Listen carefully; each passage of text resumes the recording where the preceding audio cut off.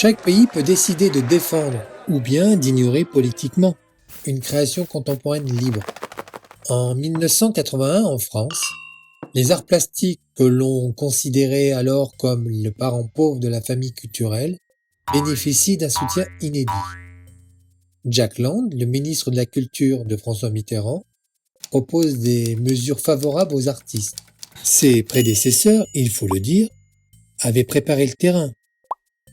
Miser sur les arts contemporains, c'est assumer un positionnement courageux.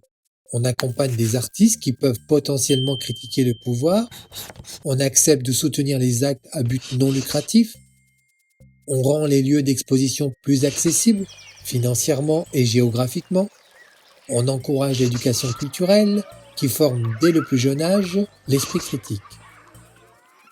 Les gouvernements suivants vont proposer des mesures en faveur de l'art, mais rien de comparable. À la fin des années 1990, comprenant qu'implanter un centre d'art en race campagne ne suffit pas à faire venir en foule les visiteurs locaux. Le métier de médiateur culturel de l'art contemporain voit le jour.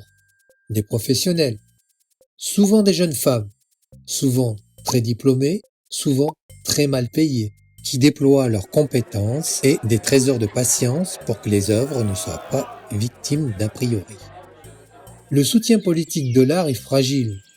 Les mesures culturelles ont ces dernières années déserté les discours politiques et ce n'est jamais bon signe pour la démocratie.